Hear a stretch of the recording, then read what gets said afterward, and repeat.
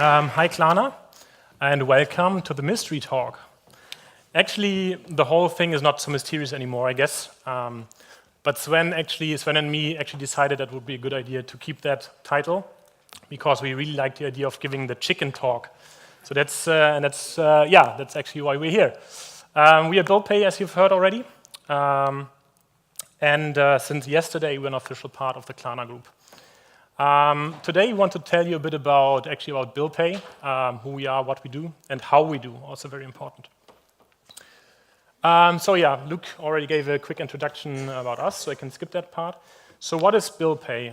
Actually, BillPay is quite similar to Klarna. So we are a payment provider, and we are offering payment services for online and offline merchants. We have a very strong focus on risk-based payment methods.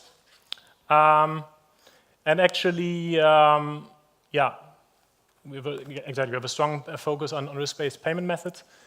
And but that's actually not all about BillPay, of course, because in the very first place, BillPay is a great team, right? So actually, it's not only Sven and me being here today, but we brought basically more or less the whole company. Some of them are here today, others will arrive tomorrow and join the Klarna kickoff. So maybe all the BillPay guys can stand up, please, so we can see. Oh yeah, that's quite a lot. Great.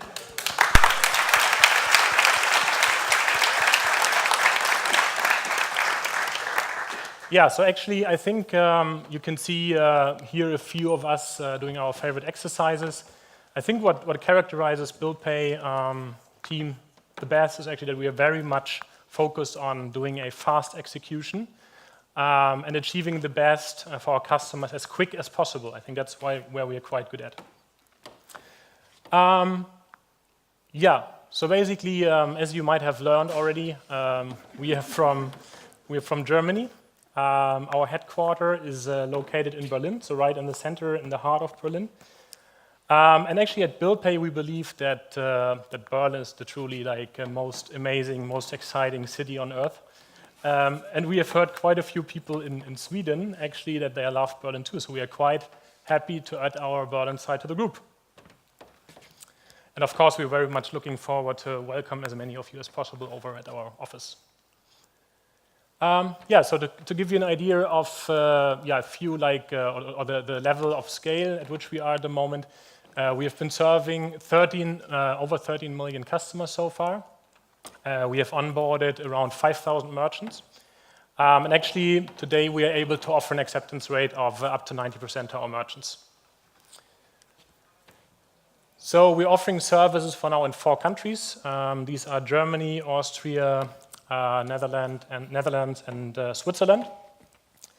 And what is important to mention here is that in 3 out of those 4 countries, we have been quite tough and fierce competitors with Klarna over the last years. So I think I can say from a BillPay perspective, and I hope the same is true for the Klarna guys, that we are quite happy that this is coming to an end. We are combining our forces now, and we will do our best to win all the markets and remain championships in the market where we are already champions. So, and these are our smooth payment methods. Actually, we are offering invoice, direct debit, and installment payments. And also here, I think at Klarna, you are naming things a bit different, but I think you can see already on those names might say you something that there's also a very good match in the product portfolio, right? So this is why, again, it makes much sense to combine our forces. Yeah, so since this is an engineering conference, we want to talk a bit about technology, of course. These are a few facts and a few numbers to give you an impression. It, of course, won't give you the whole picture, but at least it will give you something to, maybe dive in later with the team. So basically, BillPay as an organization is extremely tech-driven, right? And we typically say that we love to solve our problems by writing code. So our platform backends are written in Java. In the front end, we're using technologies such as Backbone or AngularJS. If it comes to storing the data, we are mainly relying on Postgres. So at BillPay, we really love Postgres, and we give our best to use all the new fancy features of Postgres. At the moment, we are 16 engineers, so comparably small team, I would say. And those 16 engineers have been producing 3.5 million lines of code, roughly, which you find in our repositories.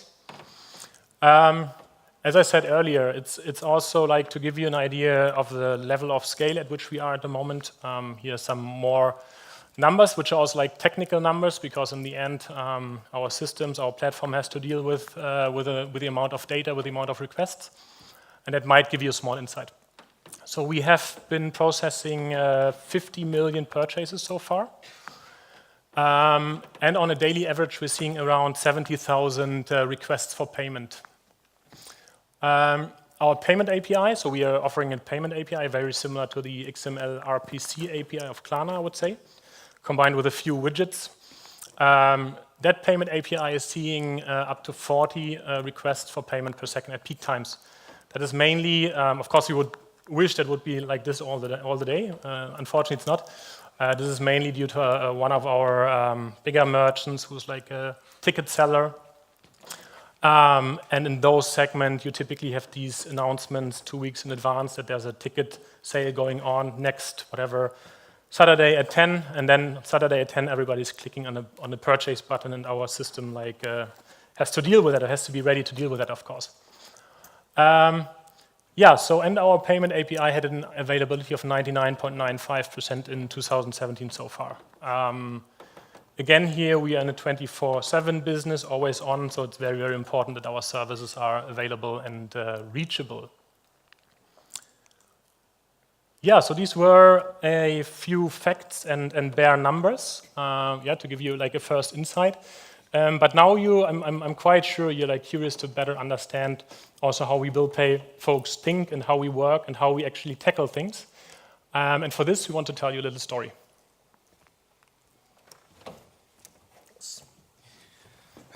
So, in a payment galaxy a long time ago, far, far away, from our perspective, being live in Germany only in 2010, the world looked like full of glory planets. Yeah? So planets representing countries or markets, full of opportunities without any clouds on the horizon or asteroids or whatever. So awesome way to increase growth on the platform. But sometimes reality is different. If you go to these markets and start the process of doing internationalization, there might be some challenges in doing this, and the picture changes a bit. So I want to show you a short story of how that can look like.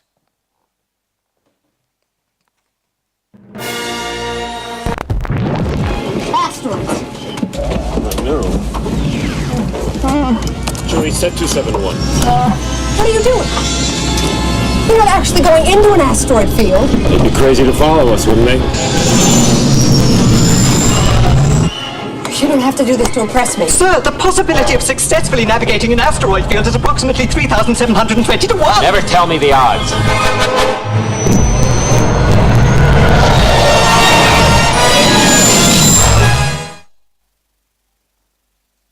So, indeed, doing internationalization can be a stony process.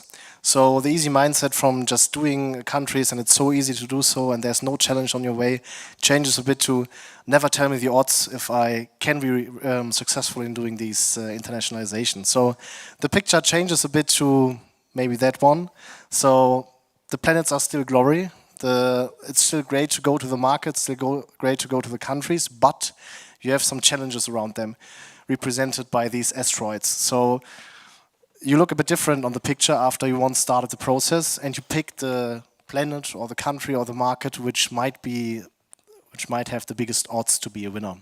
So in our case, that was exactly why we picked Switzerland back in 2011.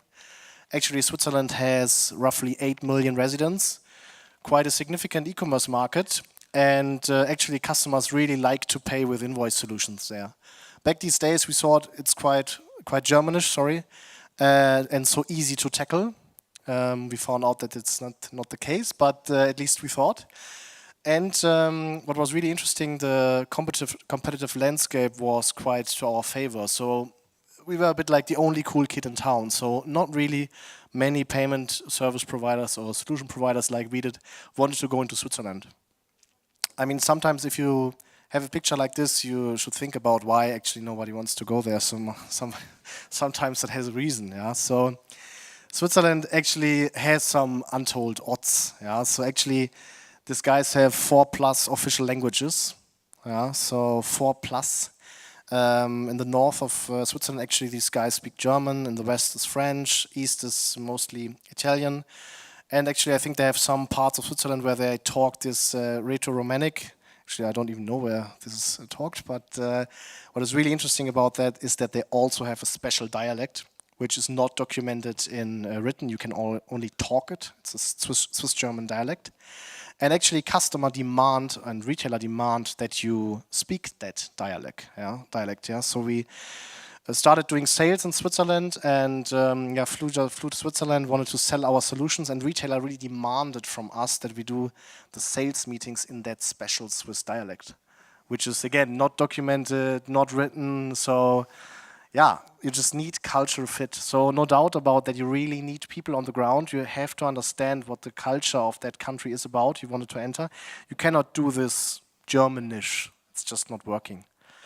And the same what is true for the retailers also was true for the customers. You really have to be customer-centric about how these people deal with problems, and you should not regret that. You cannot usually change 100% of mindset. You can change some mindsets, you can add value and show customer that there are better solutions to what they have, but you cannot totally change that. That's just not possible. So for Swiss customer, for example, it's the case that these guys usually pay their invoices one time a month. So they just don't care if you send them an invoice and ask for paying in 10 days, 14 days, or on the 15th or 10th. They pay by end of month. Doesn't matter when their due date is. Yeah? So it took us some time to figure that out, actually. Actually, there's not much default in Switzerland. They pay their invoices, but they pay when they like to pay it. So that's quite an interesting one. Switzerland is famous for their banking industry, actually. So everybody knows Switzerland are the biggest banks, and it has such a great infrastructure. But do not expect to get a bank transfer from a customer who wants to settle their invoice. If they want to settle invoices or pay their receipts, they go to the post office and pay in cash. Yeah? So they have these special payment forms which look a bit like a postcard, and they go to the post office, put money on the table and ask for paying the invoice in cash. Yeah? So we can look a bit deeper into how that works. So the Swiss customer usually goes to his bank or to an ATM and withdraws cash. I mean, he also could do a bank transfer, but he's just not doing so. Then with that cash, he goes to the post office, because that's the place where you have to pay your bills. Makes sense. And actually gets one of these payment forms, which really looks like a postcard in the end. Yeah? And he has to fill in some details. So no worries, that's not real customer data. It's just a test order. And the way that works is usually like this. So it is a bit like a postcard. The sender of that money, so in that case, that Erwin, I can't even read his last name, wants to send money. So that's why he has to write his name and address, quite important, bottom right.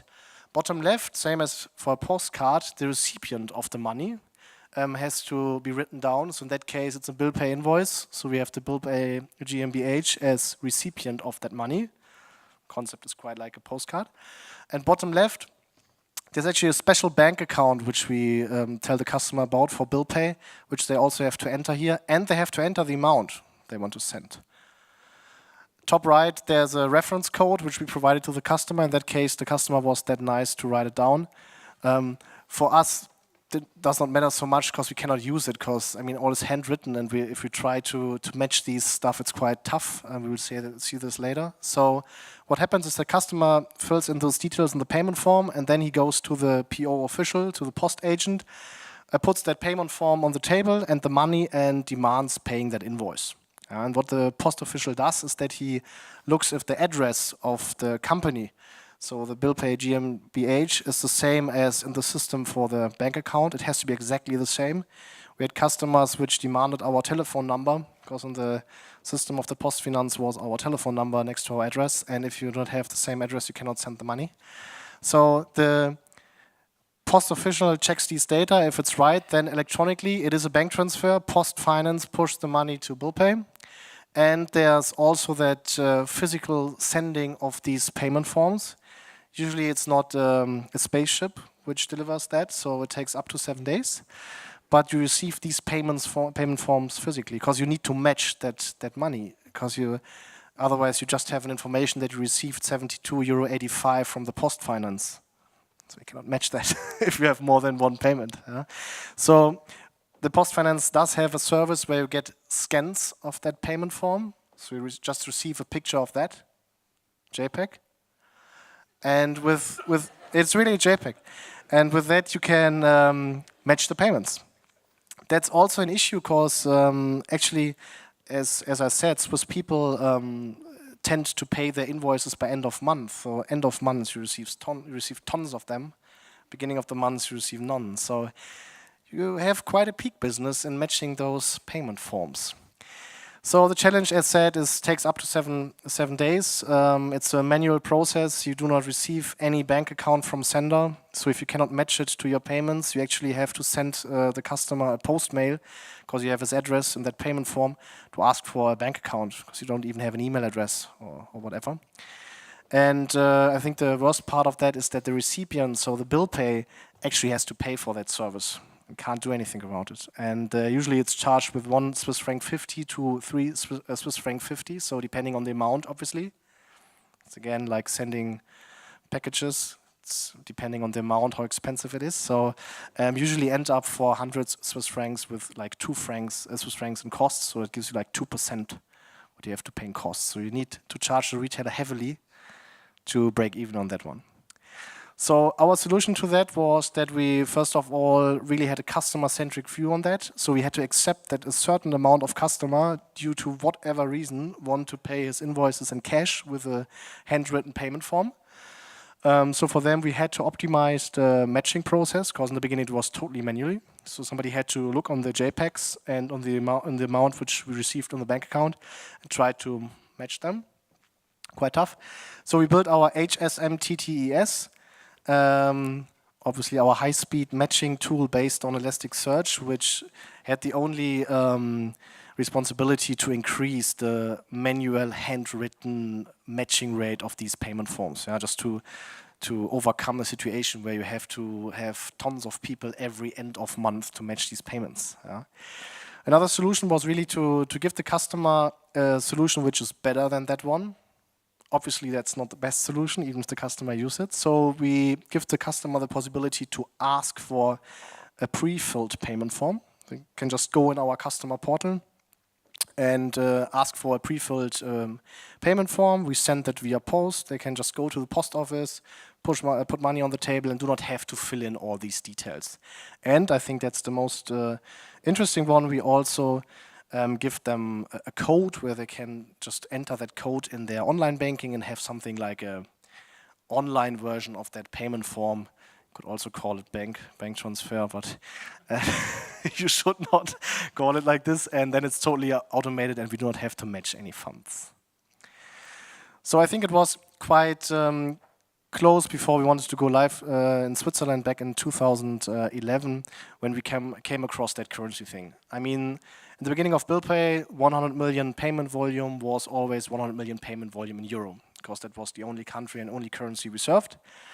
So that changed. So 80 million payment volume euro plus 20 million payment volume Swiss franc is not 100 million payment volume euro anymore.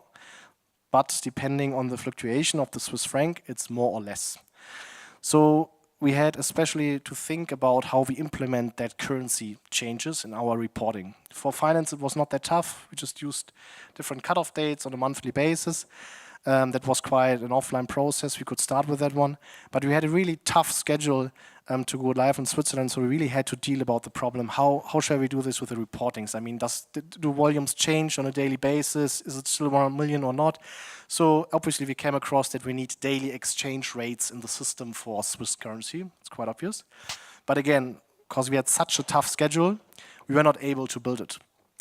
So we came to the conclusion, okay, we have to start. We were quite aggressive back these days. Let's just fix the currency.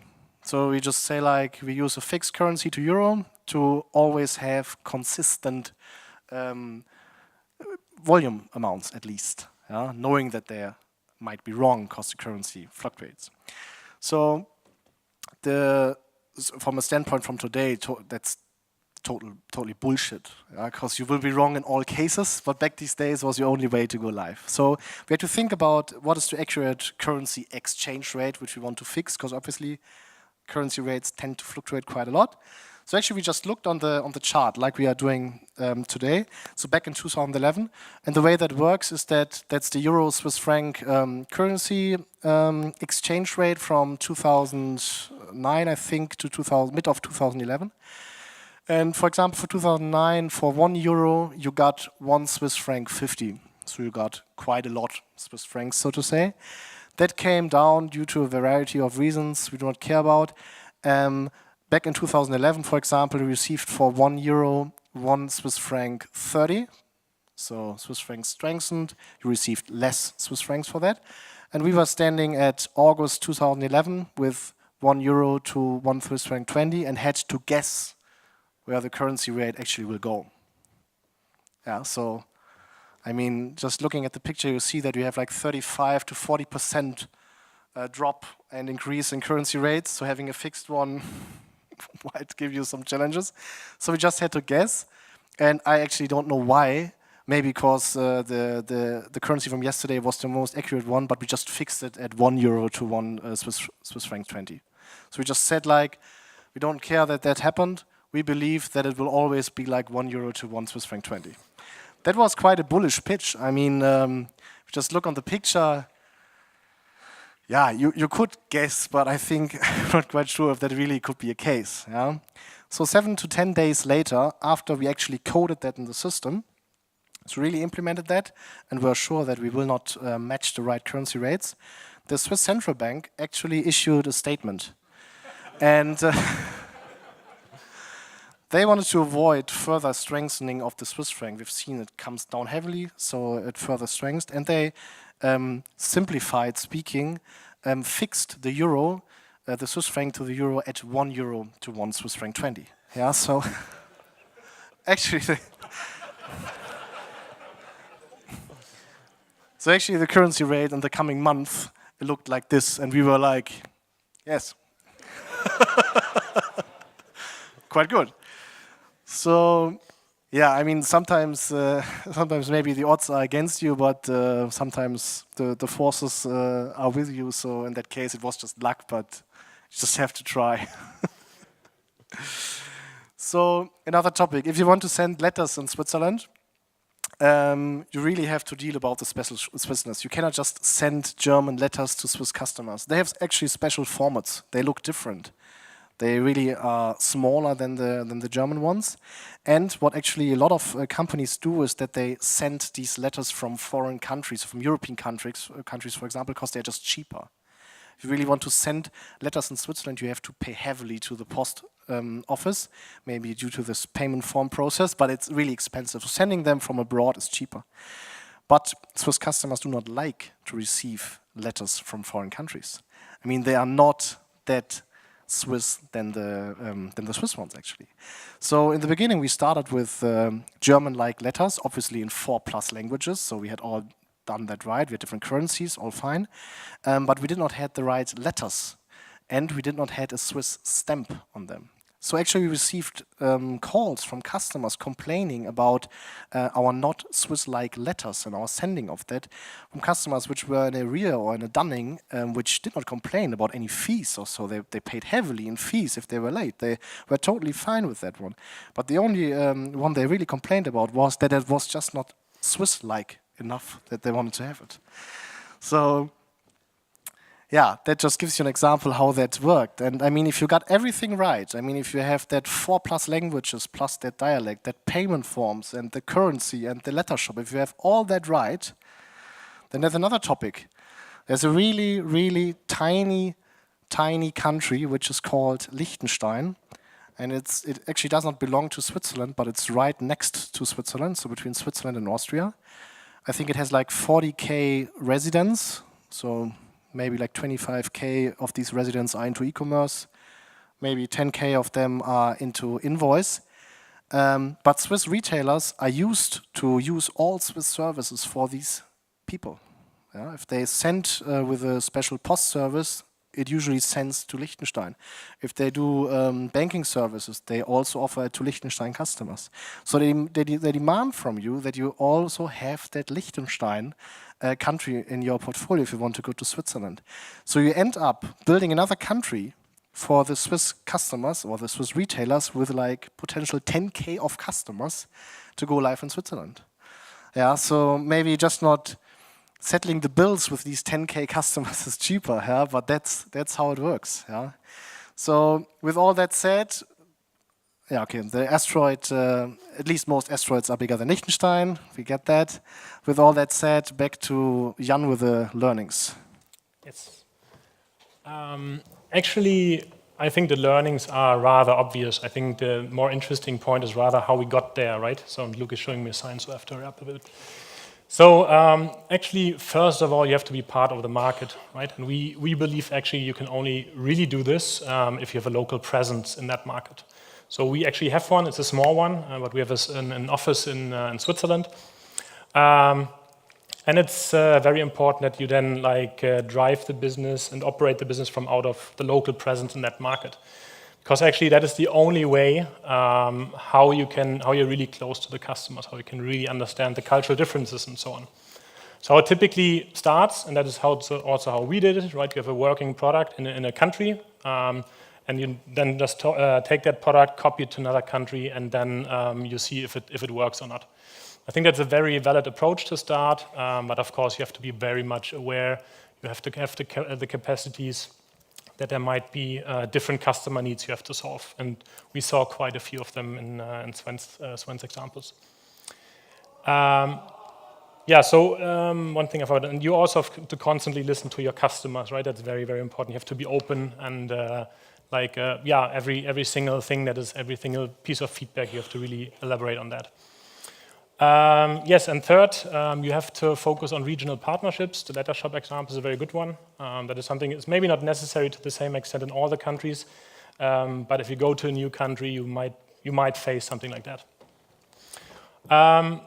So basically, I think when Sven and me went through all these anecdotes and we collected the stories, we had a lot of fun actually. So actually, there were quite a few things which we found very funny from a German perspective. I think that's very much true from other countries' perspective. However, I think one thing that really helped us to make that a successful product is the openness of the Swiss people. Right? If something doesn't work or if something is not Swiss enough, they will tell you. They're really straight talking on that, and then they will definitely give you a second chance, which is really great experience.